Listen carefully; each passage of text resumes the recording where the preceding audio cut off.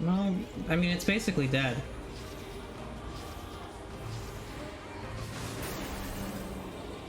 There we are.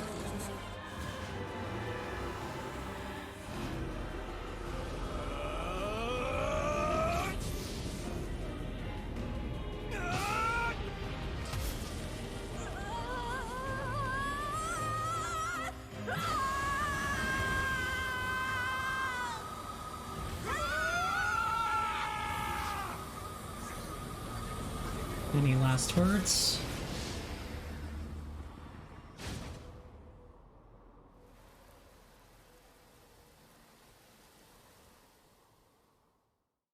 Doesn't look like it.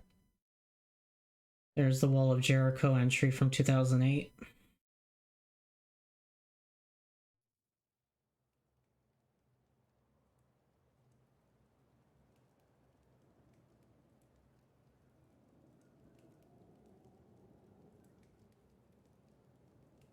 What's going on here?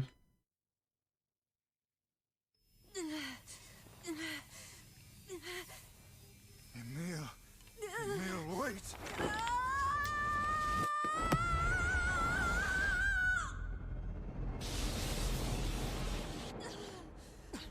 Emil! He's gone. His instincts have taken hold. The ultimate weapon is being deployed. Okay, that was weird. Ah, fuck. This ain't good, sunshine.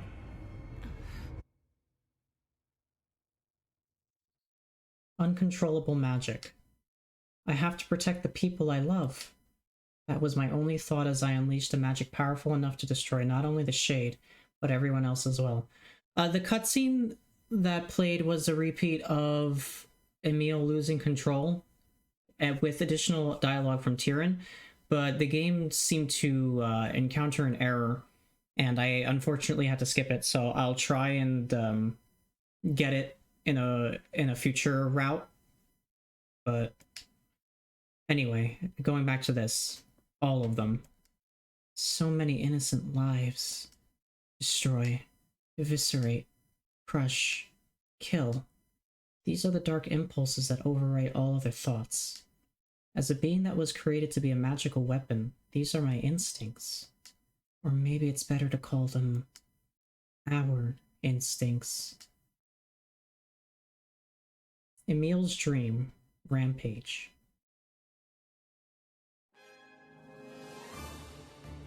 A klaxon sounds deep within the bowels of the laboratory. Thick metal shutters drop down, sealing off the room with a series of dull metal thuds. Abort the experiment! Number 6 is out of control. Everyone get out of here now! Get out of here! The researcher's words are abruptly cut off as a massive hand materializes out of the gloom and lifts him high into the air. The researcher begins to scream.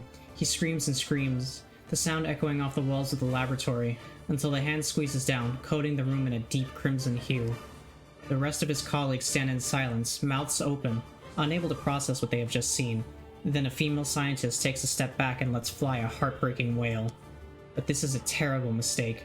The sound of her cry suddenly brings forth a monster in all of its terrible glory. Its body is a bloated corpse, its head a grinning skull, and it's massive, many times the size of a human. The head lolls from side to side as it tromps about the room on all fours, bringing to mind the wild maneuverings of some wretched, starving beast. This creature, this thing, is experimental weapon number 6, also known as Halua. No! Oh no! Please stop! Oh god, save me! Save me! I don't want to die! One by one, the maddened cries of the researchers are silenced. If number 6 understands their petitions, it pays them no heed. Instead of continuing its rampage of destruction and slaughter with a focus that borders on obsession, instead of continuing, sorry. After an eternity, the screaming stops. The alarms fall silent, and only then does the creature make a sound, howling out with an unfathomable roar that echoes up and down the empty halls of the blood-soaked laboratory. It's a sound that curses those who had dared bring such evil into the world, and yet one that also seems to be pleading for help.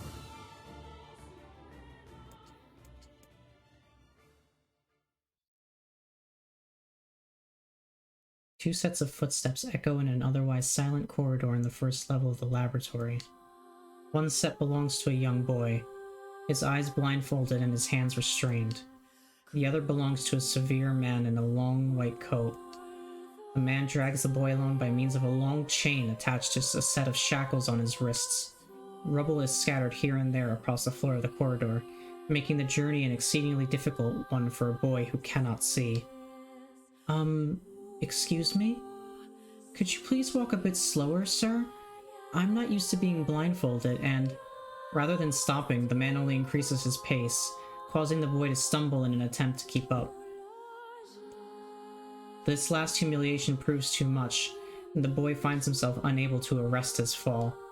Without the ability to brace himself, he topples to the floor, smashing his head on a pile of debris and causing a trickle of blood to worm its way down his pale, frightened face. Agonized by the pain, the boy inadvertently opens his eyes, causing the falling drops of blood to emit a strange crackling sound before transforming into tiny white rocks. "Close your damn eyes!" roars the man. Yes, sir," stammers the boy as he slams his lids shut. He hadn't realized the blindfold had slipped off during the fall, but now he keeps his eyes squeezed shut so tightly that sparkles appear against the black of his vision. The boy is Emil, also known as Number 7. He is a magical weapon whose eyes are capable of turning to stone anything that falls under their gaze. "Don't look at me," barks the man. "Never look at me." "I'm sorry, sir.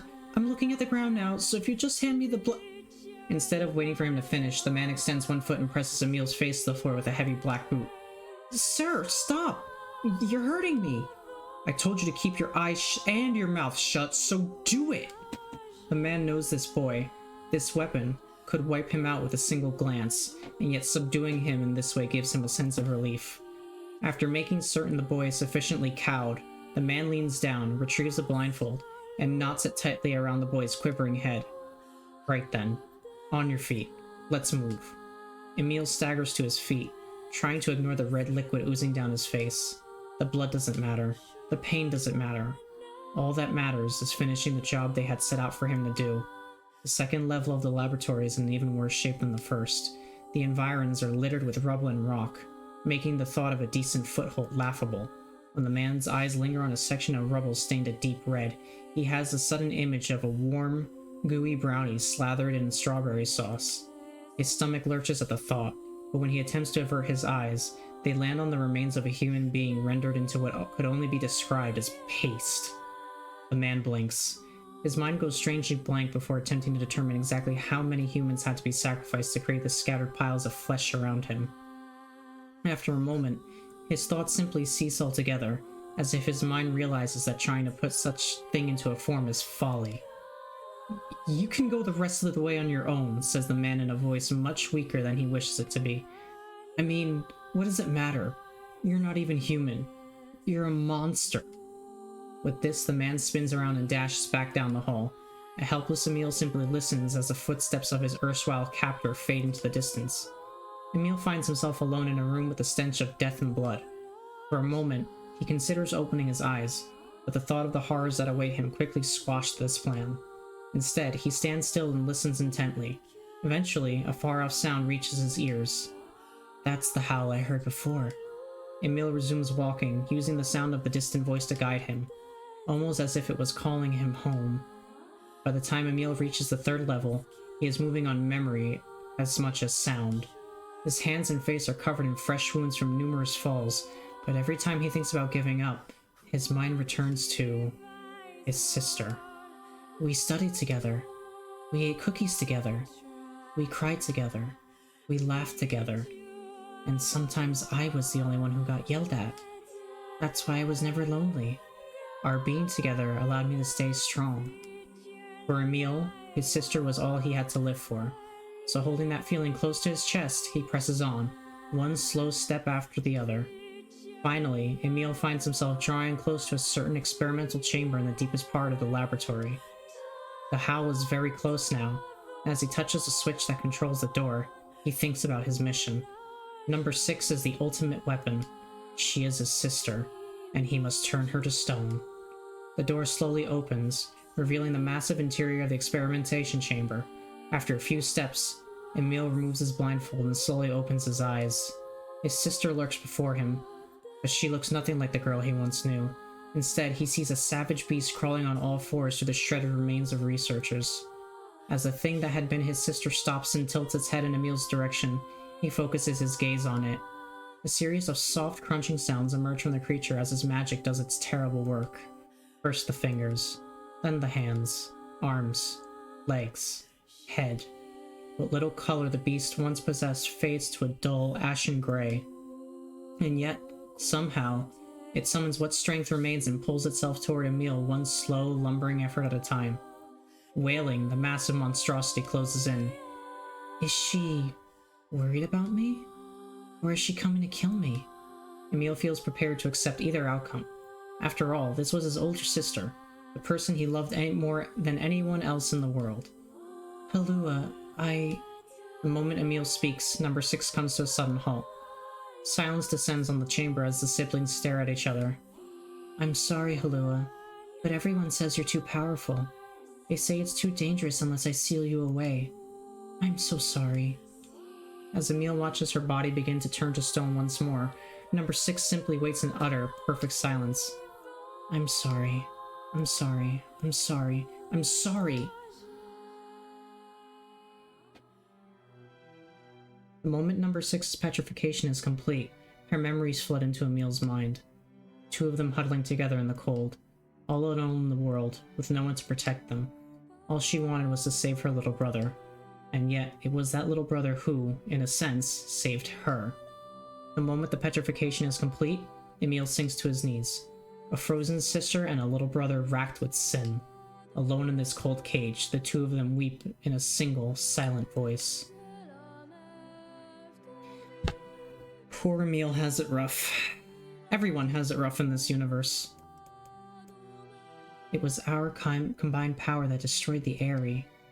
Whole existences, entire lives, even their memories. We took it all. We took everything.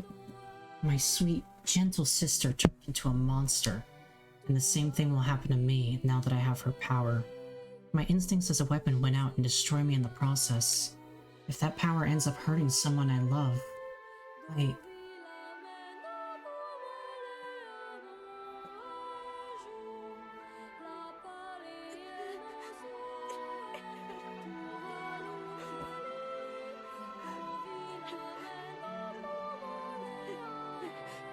What have I done?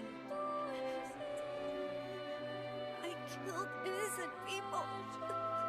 I killed them all. But you saved us. If it wasn't for you, we'd all be dead. We owe you.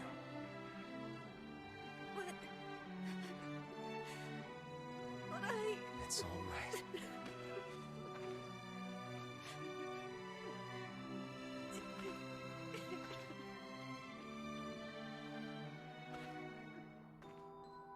Really. Don't look back. Once again, putting a bit of a different lens on things. Well, not really, considering the situation of the villagers in the initial route.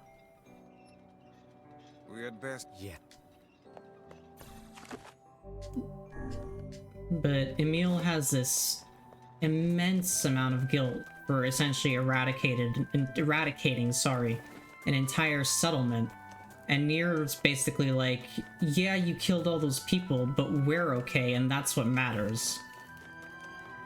Kinda not the greatest point of view to have, but it's a very difficult situation to try and find the positivity in. And is that positivity really the best kind that you can, you know, muster? Let's see if the Junk Heap. Or is it even ideal to bring it up in the first place?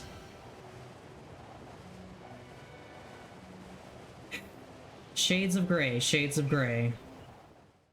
A couple of weapon upgrades done, and it's back here to the Junk Heap. Where NieR has made up his mind that he's going to kill the Shade that Gideon so hates. That poor, unfortunate Shade.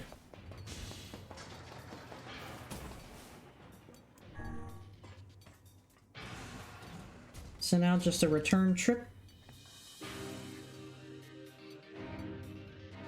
And, well, it's inevitable. We gotta kill that shade. Gotta kill that child and his robot friend. Brother postponed his joy for the sake of his sibling. Do you think he was ever truly happy? Just making his little brother happy would have been enough. That's what being an older brother is like.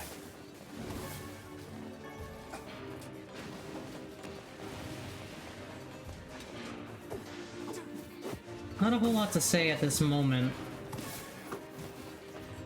I guess I could talk a little bit more about the connections between Drakengard and NieR. Now that I did upgrade the Dragoon Lance, which had me thinking about it. So, as I've stated before, and this is relatively common knowledge at this point in time, now that, you know, NieR RepliCant has come out following the success of Automata, and a lot more people are aware of the franchise in general. But NieR began as a spin-off of Drakengard's ending E, in which the protagonist Kaim and his dragon Angelus managed to cross dimensions into the real world while fighting a being known as a Queen Beast or Queen Grotesquerie. At the end of that route, which is ending E of Drakengard 1, called the End of the Dragon Sphere, the Queen Beast is defeated after a rhythm battle, and dissolves into magical particles. Angelus is shot down by the Japanese Air Force. I think it's a Japanese Air Force. And Kaim presumably dies in the process. Both the particles from the Queen Beast and Angelus' corpse produce a substance known as maso, which is essentially magic particles. And due to the fact that they do not originate in the real world, it caused some issues. People that were exposed to the particles were presented with a choice. They could either form a pact with the gods of another world, which is presumably the world of Drakengard, and become beings known as Legion, which is the beings with the red eyes and all that, which is where the red eye originates from. Or they could refuse the pact and instead be turned into pillars of salt, which is where white chlorination syndrome gets its name, due to people turning into salt, and, you know, salt being white and all that. And yeah, you can draw the connections there. And this occurred in 2003 in this timeline. By the time this game begins, in 2053, white chlorination syndrome has wiped out most of humanity, and that snow that is seen in the prologue of the game is probably not actually snow, but salt particles from everyone dissolving into salt and whatnot. It could also be snow due to, you know, the climate being screwed, because something that's alluded to in the main route of this game and in supplemental text, well, not necessarily supplemental text, but supplemental material in the game itself, is that the world has ceased to revolve regularly as a consequence of whatever happened after the encounter with the Queen Beast in Tokyo. It is locked on its axis, so there is part of the world that only experiences day and part of the world that only experiences night. which of course screws with the seasons, the climate, and everything. Whichever interpretation you want to take as to what's going on in the prologue is up to you. I think that it's supposed to be a metropolis of salt, as the old man in the library states, and that's the environment that Gestalt, NieR, and Yona find themselves in initially. And obviously Project Gestalt comes about as a consequence or as a result of people trying to eliminate or eradicate white chlorination syndrome, where traditional medicine has failed. So obviously, because magic has become part of the world, they somehow came up with a way to separate soul and body. And the plan was to put the souls of humans into stasis, or at least some sort of storage, until white chlorination syndrome was no longer being spread, and they could safely return to their bodies, or the replicated bodies that was produced as part of the project, because obviously their original bodies would naturally die off, and they would have nowhere to return to. Fast forward 1,000 years, and the replicants, which were intended to be purely artificial bodies with no will of their own, have gained sapience, which puts a bit of a wrench in the plan for Project Gestalt. And most humans, having gone so long without their original bodies or any physical form, have devolved into the beings known as shades, in a phenomenon known as relapsing. They essentially become mindless beasts who desire only to return to some form of physicality, which would explain their aggression toward replicants to some extent. I would imagine that it's a desire to reclaim the bodies, any body, as their own, and restore their humanity, or what they perceive as their humanity. And that plan doesn't quite work out either. Thanks to these meddling kids and their book. Grimoire Weiss and Grimoire Noir were also part of the plan, but thanks to NieR beating the ever-loving sense out of Weiss in the earliest act of the game at the Lost Shrine, Weiss kind of forgets the plan. And he eventually sees things as NieR sees them, and can only see Grimoire Noir and the Shadow Lord as villains from their perspective. So that also screws Project Gestalt over entirely.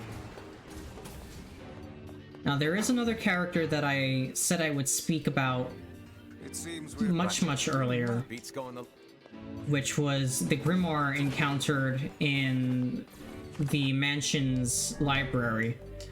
But because I'm coming up on the boss fight here, I'm gonna hold off on that for just a moment. Because it's P33 and Kalil.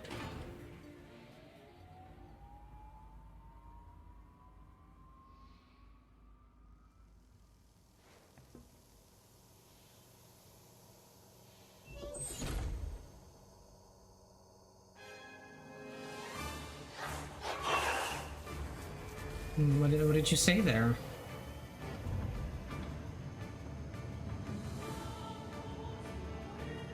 Attack? Are you attacking because you're scared? Intruder detected. Scanning. Scanning. Exterminating.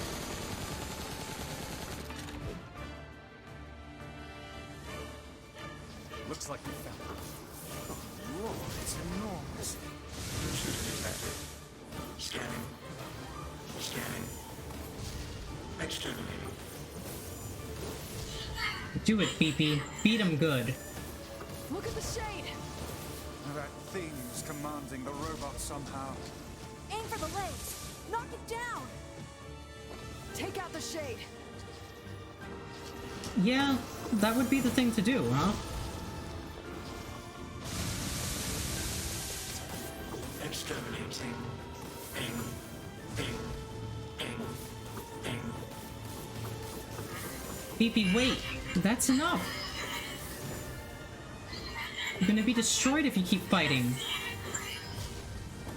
Must defend my mission. No, I can't live without you. I don't want to be alone again. Oh, damn it. That's a shade. It's a shade! Kill him. Kill him. Feel the hate inside you. So once again, adding context to Kaine's lines as well as P33's actually. Because in the initial playthrough, he does go on about defending his mission and exterminating, but that's assumed to be part of his old programming, or simply that, you know, he's a robot and we're hostile creatures or hostile beings to him. And Kaine shouting that it's a shade and in a way to reassure herself that she's doing the right thing Exterminating. because she can understand Aim. Kalil. Aim.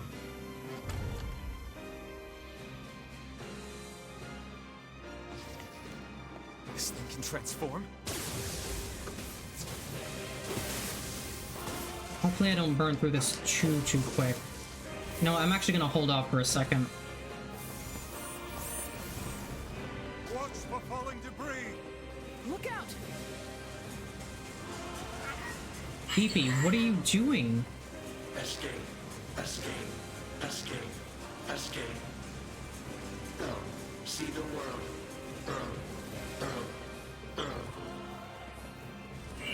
Wait, no! You can stop now!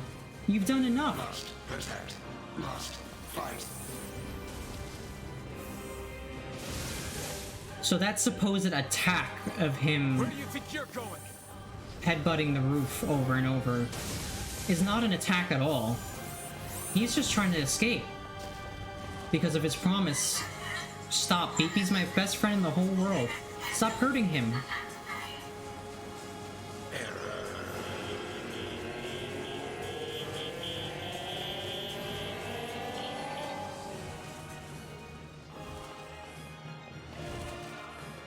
He's not attacking, he's just trying to escape, as I said, because he made a promise to Kalil to see the world. And here we are. Kalil clones himself in a last attempt to defend Beepy, but NieR and the party being who they are, you know, it's a shade, we gotta kill it. So, kill it they do.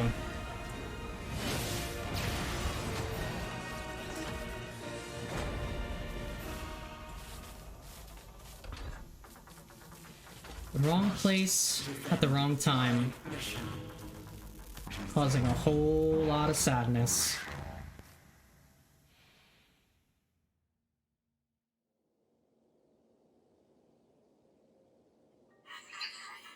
Beepy, I'm sorry.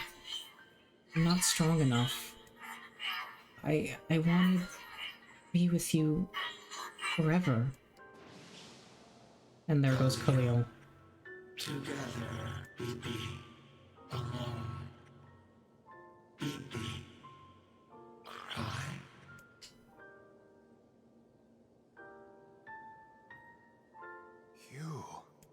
You stupid machine! You killed my family! You took everything from me! Why did you have to be here? Why you? Why? Beautiful. What a perfect example of humanity. Oy. Hey, come on. That's enough. I did it! Now that this goddamn thing is dead, I can forage wherever I want. Just wait, you goddamn freak. Now I can make all kinds of powerful weapons. Just leave it to me. Leave it all to me. Look, we get it, okay? Really? Oh. Misplaced anger. Misplaced vengeance. P33 didn't do anything. Hatred and madness. Maybe it's just... Revenge. Yeah. There was no cause for revenge in the first place. Alright, he's not here because he's still punching the remains of the robot. Maybe Popola's found very well. Yep, maybe Popola has found some information. So, P33, I will add a bit of a light note to this, all this sadness, tragedy that this game is so fond of.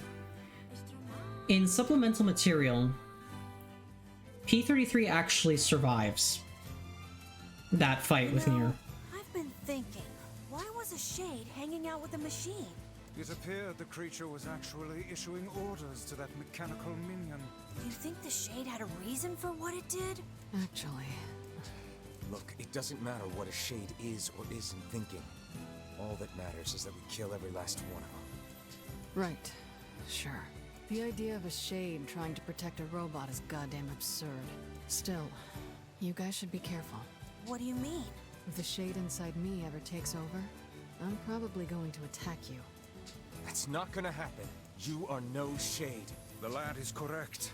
You are many things, hussy, but a shade is not one of them. Shades, for example, do not come equipped with such foul and scurrilous mouths. How about I cram your face up your own asshole, book? Don't worry, Kaine. If your shade ever takes over, I'll stop you. You will you? Thanks, Emil.